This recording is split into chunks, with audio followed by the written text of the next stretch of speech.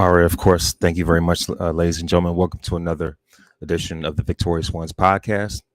Of course, I'm airing live on YouTube as well as streaming by way of Twitter as well as on Facebook.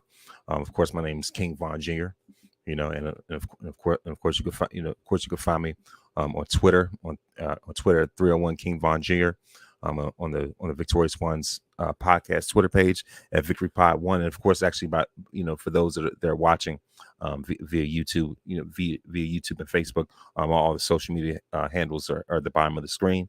So of course, so of course, in this episode, without further ado, I definitely want to share my thoughts on Raw 30, as well as my favorite Raw moments and matches of all time. And, of course, last but not least, certainly want to give my predictions for this weekend's Royal Rumble, which takes place in San Antonio, Texas. Shout out to Shawn Michaels. So of course, for those that are watching by way of YouTube, youtube.com /Von Resper Jr. VAUGHN RESPR JR. So of course, this podcast also available on Anchor, Spotify, iTunes, Google Podcasts, anywhere else that you stream podcasting, like anything else. But of course, as far as my thoughts on the 30th anniversary of Monday Night Raw. The first and foremost, I want to say congratulations to WWE, for 30 years of greatness when it comes to Monday Night Raw. This has been a staple of WWE. All throughout the history. Including, like I said, including the days of Bruno Sammartino, Andre the Giant, HH, better known as Hulk Hogan.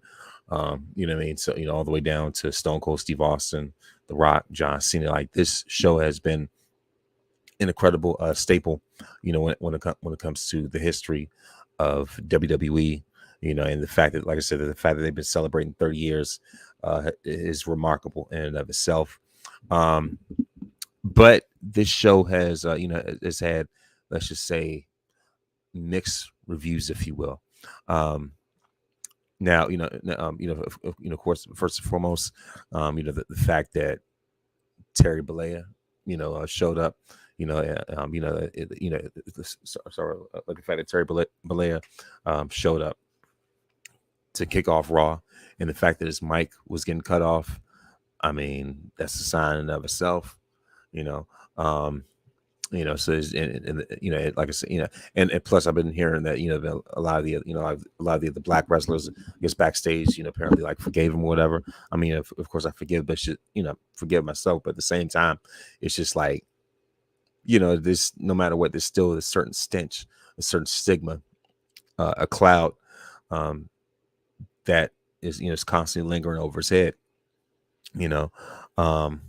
and so it's just, but if anything, for me, I wish this guy would have been available, but I believe that the 30th anniversary of Raw was missing a certain bald-headed rattlesnake from Texas named Stone Cold Steve Austin, and of course we all know about The Rock's schedule, and get to that in a minute.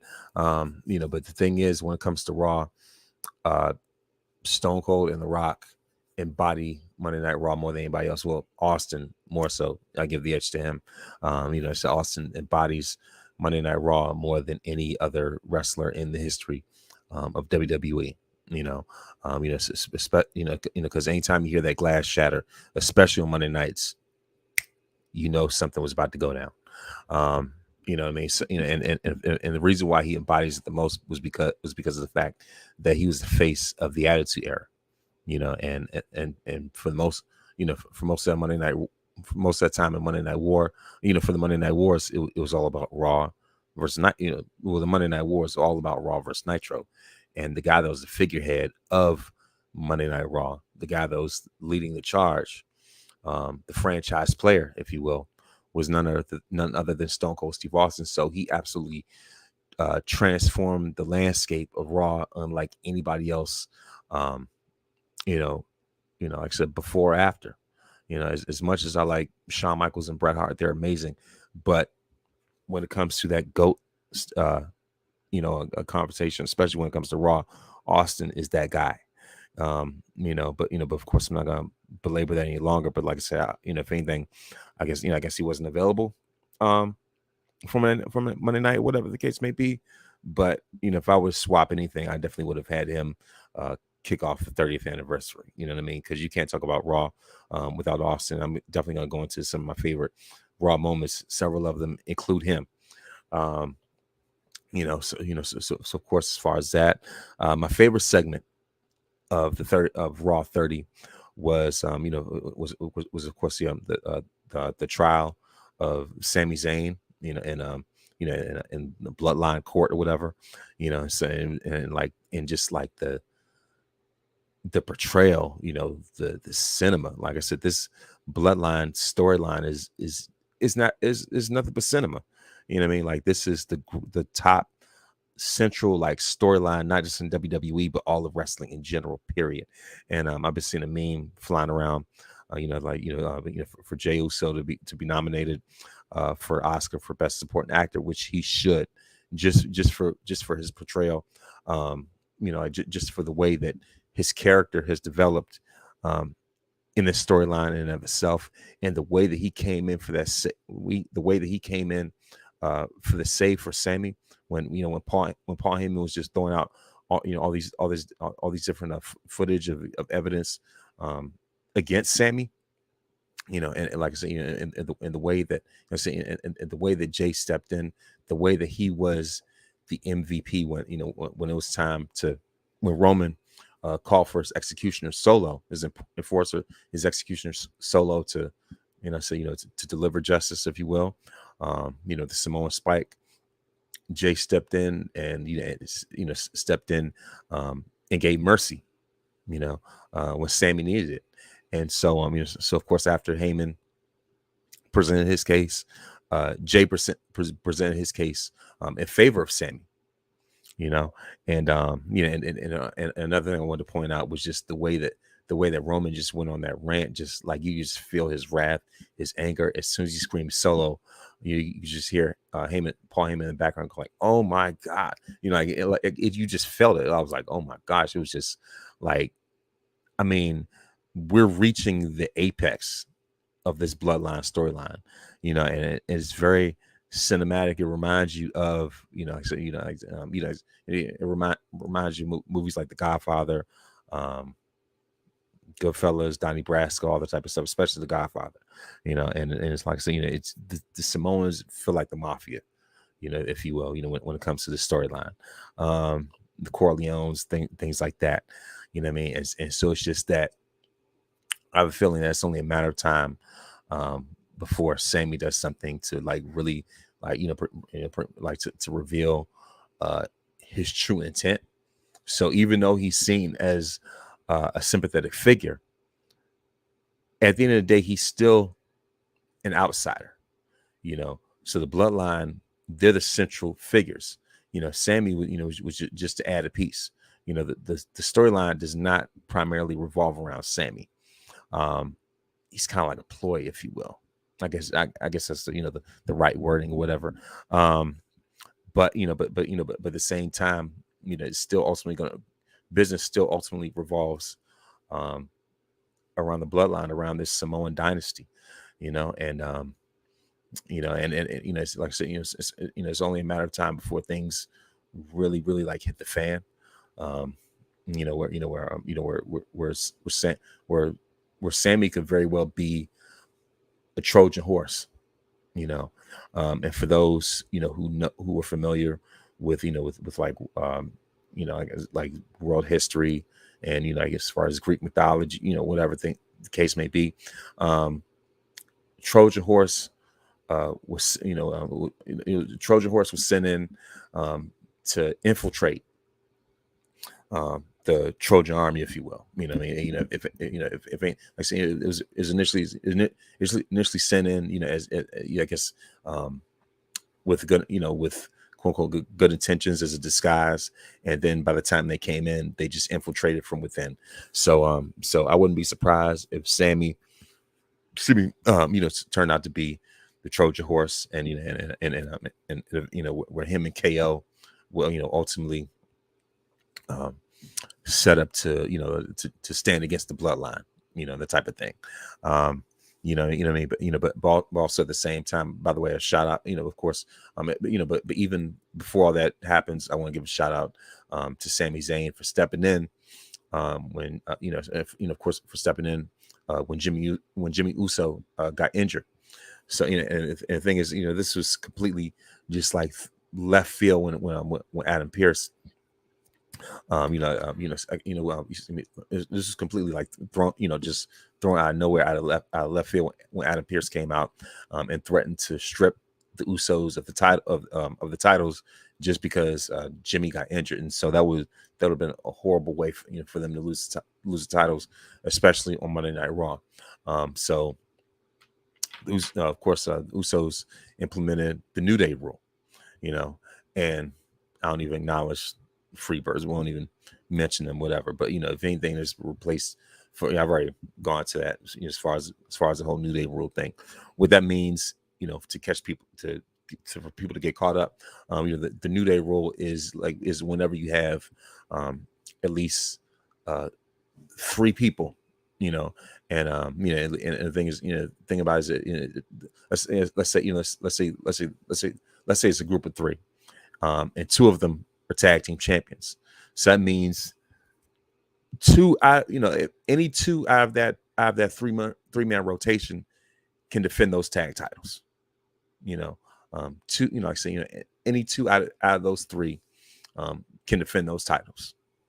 So in this case, this is when they implemented this is when the Usos applied the New Day rule in this situation to retain the titles against Dominic, Mysterio, and and Damian Priest.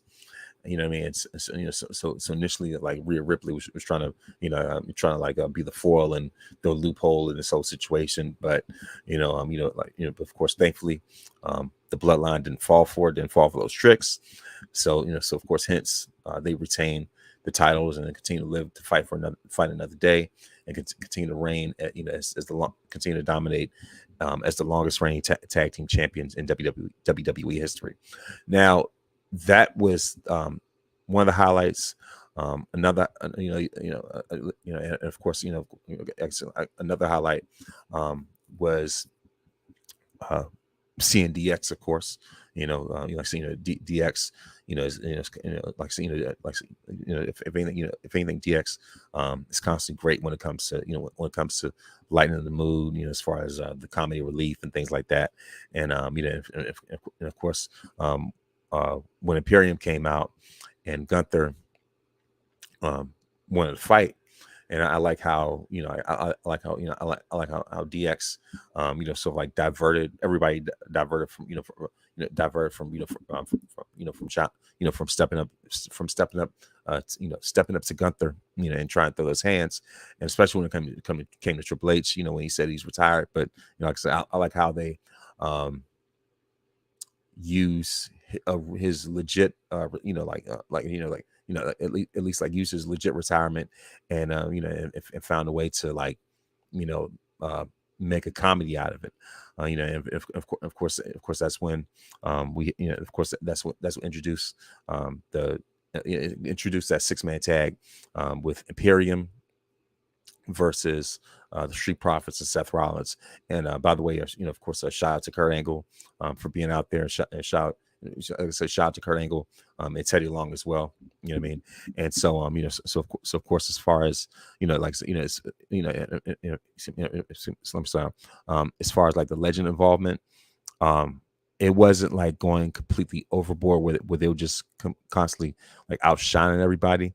So so if anything, DX used that as a way to give a rub to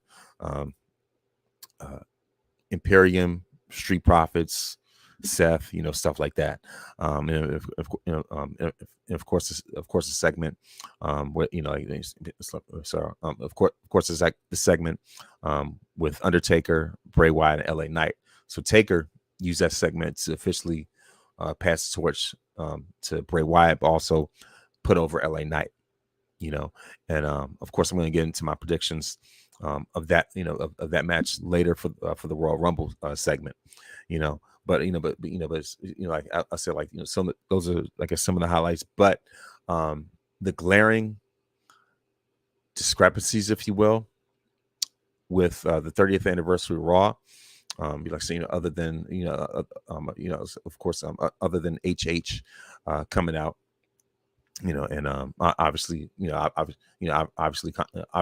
obviously, having his mic cut off. Like I said, outside of that, the biggest omissions I noticed, especially with everybody noticed, was the omission of the women. With the way that the women were not acknowledged, the way that they were not recognized. The only highlight as far as the women, for me, was I guess highlights for me were when Medusa was backstage in that sorry, like I said, when Medusa was backstage in that poker segment with DDP and Ron Simmons, everybody else like that. So as far as that, of course, shout out to Medusa and Alundra Blaze. You know what I mean? I see. Side note, of course, once again, like I said, of course, shout out to Medusa, especially for liking my tweet, as far as I'm on that Raw. But like I said, but other than that, the main thing was that, generally speaking, the women were not showcased the way they need to be showcased.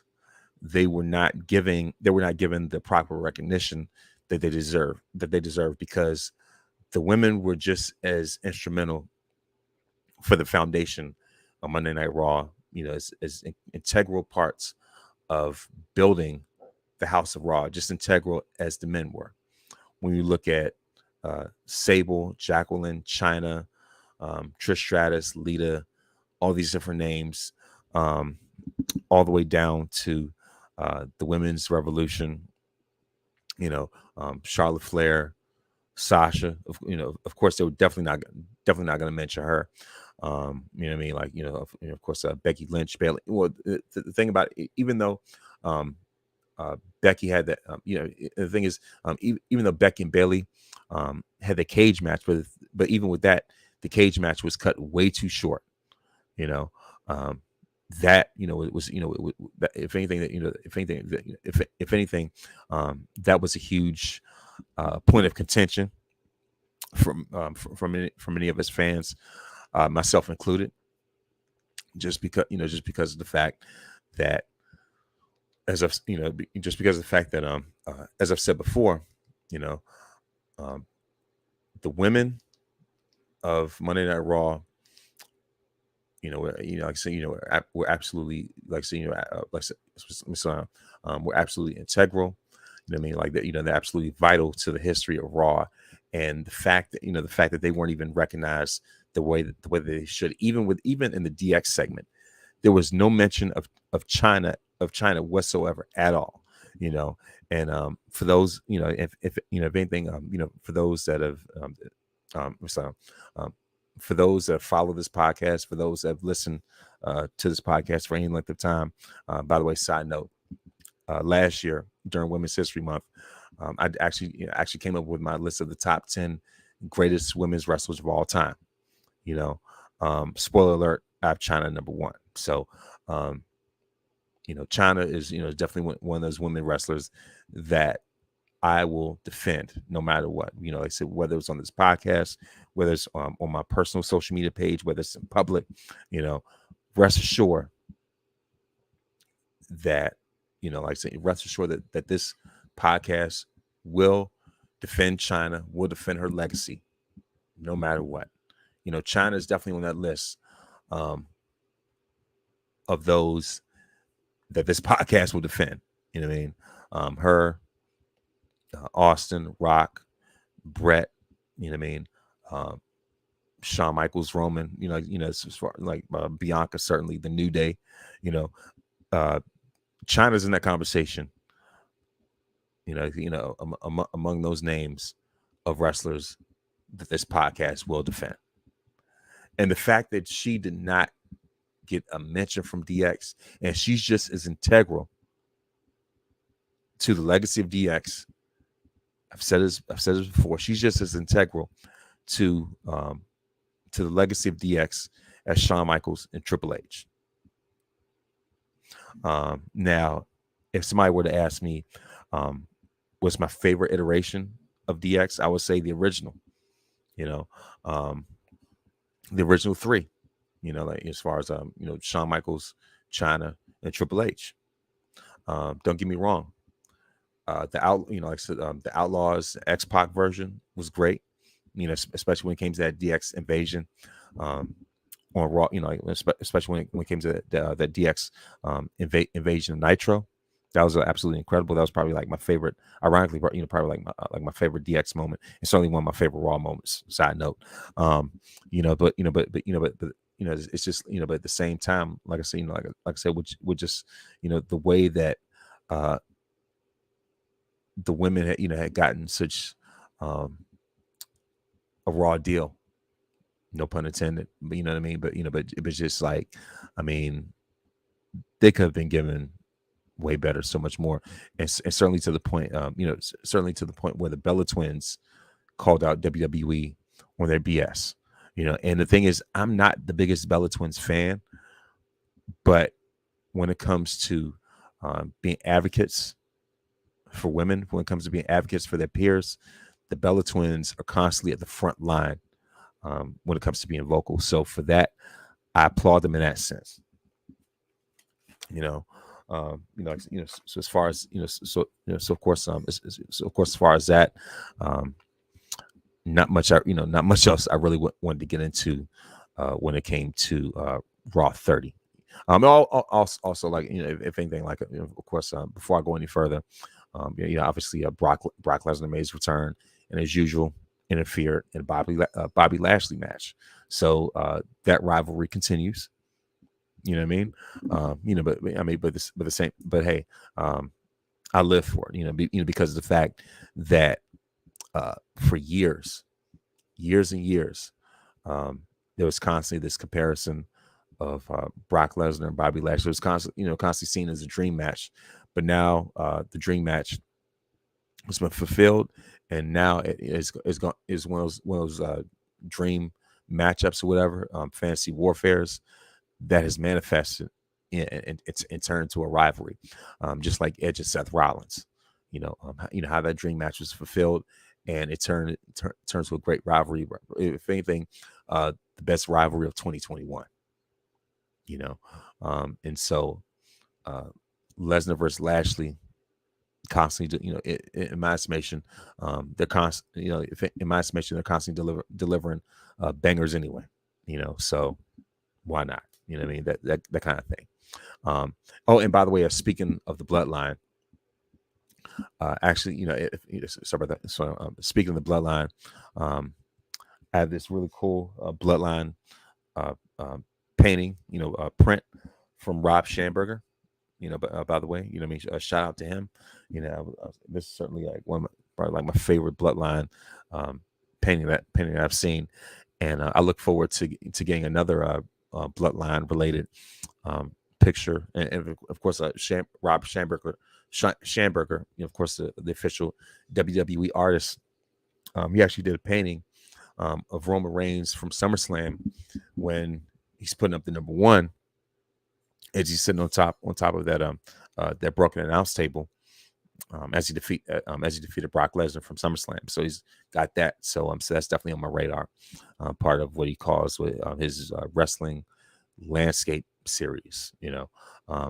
And another thing as far as Rob Schamberger, before I go any further, congratulations to him for having his painting of John Cena featured on the cover of WWE 2K23. So Schamberger was commissioned by WWE to to make a special painting illustration of John Cena to be on the cover of 2K23. So like I said, it was absolutely amazing, absolutely incredible. Shouts out to him, and shouts out to John Cena for having his own showcase for 2K23. And I look forward to 2K23 just for that in and of itself. And another thing about it is that there's like a special twist when it comes to this year's showcase for 2K23. So when it comes to the Cena showcase, this is when it comes to this showcase, the special thing about it is that the special thing about this is that you get to use the people that beat Cena. So in showcase, you get for the Cena showcase, you get to relive the matches that Cena lost in. So you have to use all of Cena's opponents that beat him, all the way from the beginning with Kurt Angle, RVD, The Rock, you name it. Whoever's beaten Cena in a highly significant match in his career, you get to use them in 2K23. So this is becoming the new beat the streak mode. This is the beat the streak for the showcase. And I certainly look forward to it. And also another thing when it comes to 2K23 is that they've implemented War Games mode. So now, for the first time ever in WWE gaming history, you get to play a War Games match. So I can't wait to see what the future holds for that. So of course, without further ado, I want to go into my favorite Raw moments as well. I like to go into some of my favorite Raw moments and matches. So as far as some of my favorite moments, several of them include Stone Cold Steve Austin. One of them is when he gave Vince the stunner for the first time. Another one is of course, another one, probably like my number one, really. If I were to just do an order, the Monday Night Raw when Mike Tyson came out, and how initially, it was just going to be just a special sort of ceremony type of thing. But Austin just ruined the whole party, ruined the whole whole thing, wherever it was that that Vince was trying to do. And Vince even yelled, and he was like, "You ruined it." And like I said, and just see Austin Tyson go head to head, face to face. Like I said,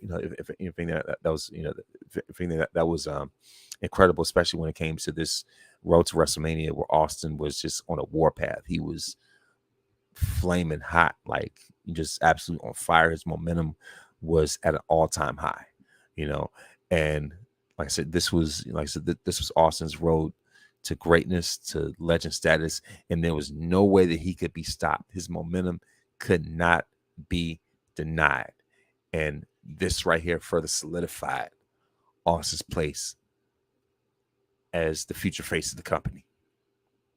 And obviously, we all know what happened, at WrestleMania 14.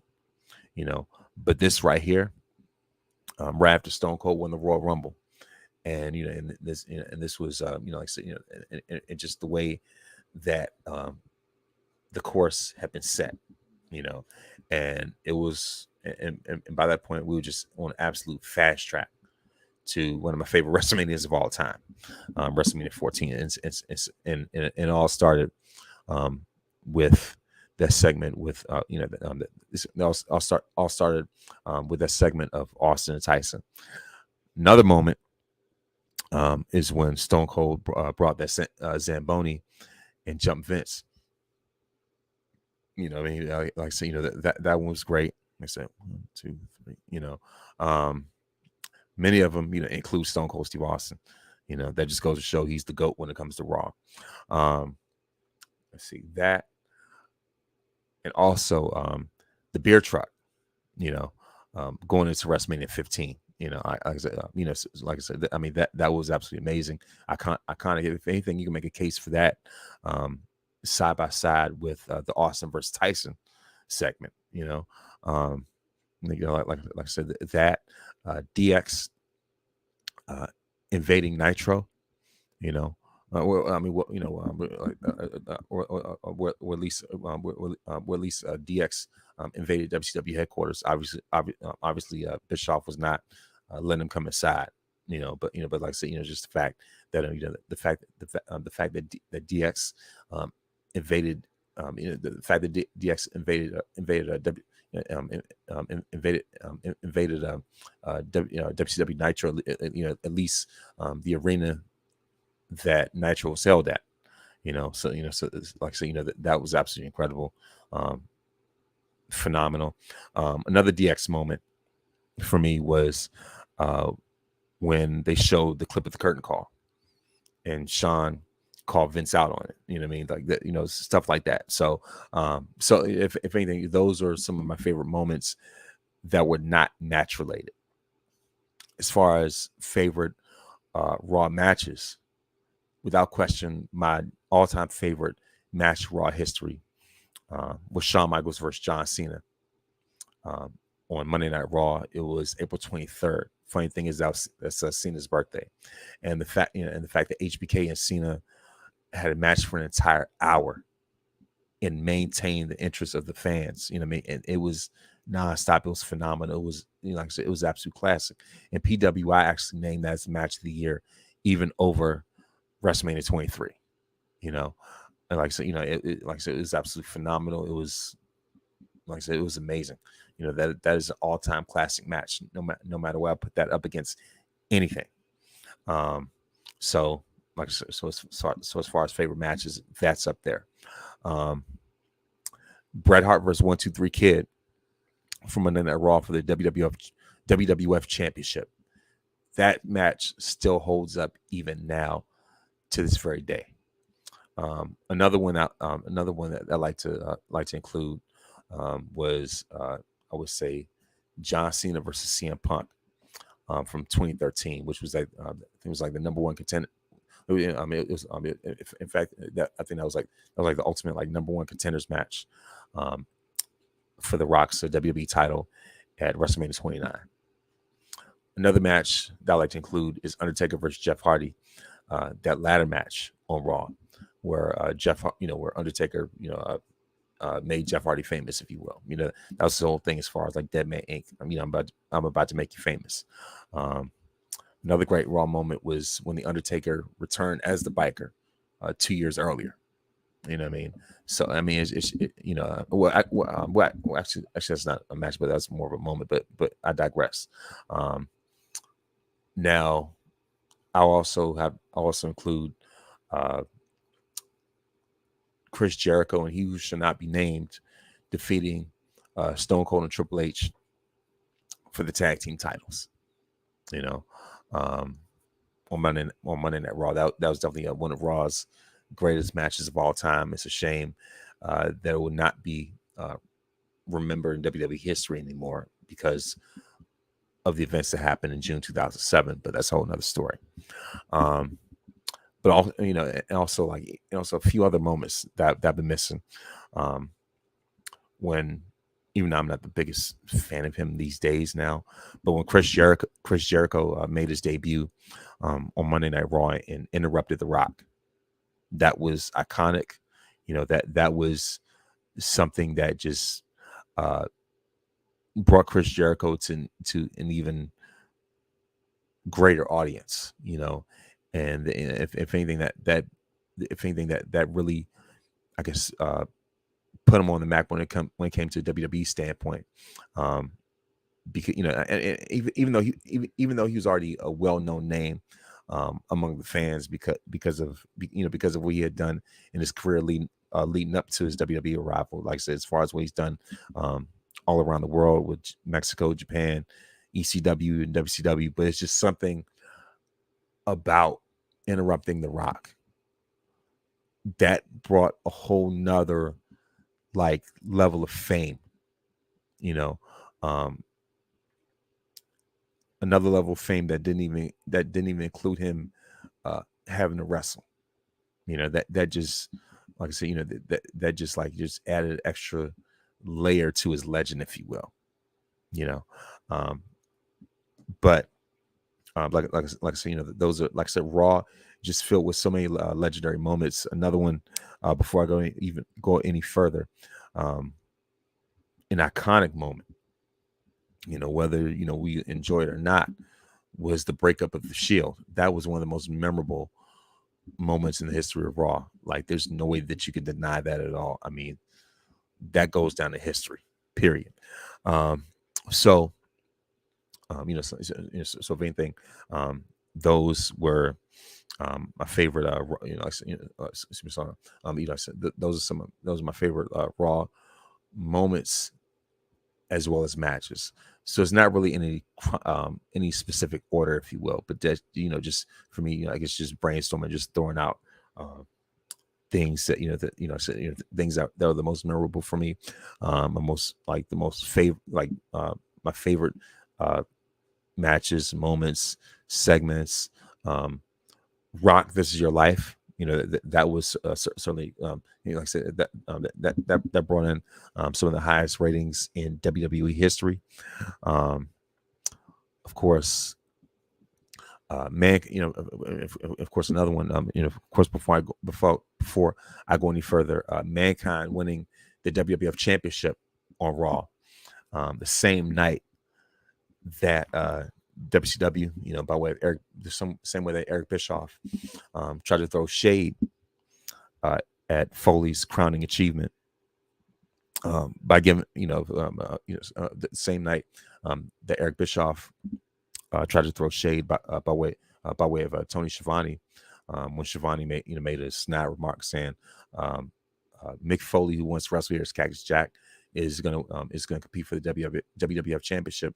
Wow, that's gonna put a lot of butts in seats, So I was like, okay, so that was a very cheap shot from Bischoff, but that cheap shot backfired, because even though it was a spoiler during Nitro, that caused fans to turn to Monday Night Raw to see the outcome of the match, and the ratings absolutely skyrocketed. And so WWF was already like pulling ahead in the ratings, but that just pushed them exponentially further, and they never ever ever looked back since then. And by that point, like WCW could never ever recover. Like from then on, WCW could never like ever recover after that. So what was meant for evil, it turned out to be good. That kind of thing. So so like I said, that was definitely a watershed highlight moment in the history of Monday Night Raw, and certainly when it came to the Monday Night Wars. So I would say that those are my favorite moments, as well as matches. Now it is time for me to go into my predictions. Now it's time for me to go into my predictions for the 2023 Royal Rumble. And so when it comes to I'll say it like this, of course, when it comes to the match card, obviously we have we have the men's and women's Royal Rumble matches. We also have the pitch black match with Bray Wyatt and LA Knight. We have the women's championship matches, the SmackDown Women's title, Charlotte. I think it's gonna be Charlotte versus Ronda, Bianca versus Alexa Bliss for the Raw Women's Championship. And of course, for the WWE Universal Championship, we're gonna have Roman Reigns versus KO. And so as far as there's a lot of uncertainties and clouds hovering around the men's Royal Rumble, especially when it looks like the door for The Rock making his return Looks like that's starting to close, if not closed already. You know what I mean? So as far as that's concerned, um, so if anything, that's kind of like kind of worn thin, if you will. So Cody Rhodes has announced his has announced his entry into the Royal Rumble. So as far as um, I'll say it like this. Actually, you know what? I'm going to start from the non-Rumble matches. So as far as the pitch black match, that's a tough call. I might go with Bray Wyatt on that one, because he needs to regain his momentum, because of the fact that because of the fact that he hasn't been active for a while. But at the same time, LA Knight may pull a rabbit out of his hat, a trick out of his sleeve. But I feel like a match like this is more so, especially with it being a gimmick. I feel like this type of gimmick match is more so in Bray's favor. So I give the edge to Bray Wyatt in that match. When it comes to SmackDown Women's Championship match, Charlotte's retaining that one. Now when when it comes to the Raw Women's Championship match, even though Alexa Bliss is trying to make a strong case for being a true threat to Bianca, I still see the EST retaining, because it's hard for me to see Bianca go through what she went through with the trials and tribulations from the 26 seconds with Becky Lynch, and having to rebuild herself, and then culminate with that incredible WrestleMania 38 match, and now we have just an absolutely historic women's title reign. Bianca has been carrying the brand and the division itself on her back, so I can't see her taking an L against Alexa Bliss. I just can't. Alexa, certainly be a great foil, but at the same time, I don't see Bianca, after overcoming the things that she overcame, to get beat by Alexa Bliss, especially with the help of quote unquote Uncle Howdy. So I don't see that happening. Certainly for me, I see Bianca retaining. So, and of course, when it comes to the WWE Universal Championship, I can admit last Friday KO looked extremely dominant. I mean, Roman got punked. I was like, there's no way that Roman's coming out here with the Heritage ones just to get destroyed the way he did. That was unfreaking believable. And for KO to get of course, for KO to give him that stunner, and then the pop-up power bomb through the table, like, come on now. On SmackDown, Roman's home turf, no way. So especially considering that Roman's had such a historic run, going on like 1,000 days or whatever, or whatever the case may be. So I don't see him losing at the Rumble to KO. But at the same time, there's always that Sammy X factor. So, I'll say like this, Roman's still gonna retain, but going to Elimination Chamber, I think that Sammy X factor is gonna play even more into it. So for the when it comes to the WWE title, Roman's still gonna be the champ. Now, when it comes to the Women's Royal Rumble, I have Rhea Ripley coming out as the Royal Rumble winner in that end. So I certainly look forward to Rhea versus Bianca potentially at WrestleMania. If anything, because of the fact that she has, like I said, Rhea has been absolutely carrying Judgment Day. I'm not even gonna lie. And so I think that momentum is going to carry forward through the Royal Rumble, because you could tell that things are lining for Rhea to take over, and her and Bianca are absolute dance partners. So I think they're due a WrestleMania match. So so that's why I have Rhea coming out as the winner of the Women's Royal Rumble. Now, when it comes to the Men's Royal Rumble, that's going to be dicey. On one end, you know, um, my initial pick is going to be Cody. You know, um, unless Sammy tries to pull some shenanigans or whatever. But but if anything, I just, part of me, I just see Cody. It feels like it's almost like the handwriting's on the wall. So as far as the Men's Royal Rumble, I see Mr. American Nightmare coming back and winning. As as much as some people will disagree, I know who they are, but that's just my estimation. So so if anything, like I said, those are those are my predictions for the Royal Rumble, and those are my thoughts on Raw 30 and my favorite moments and matches in Raw history.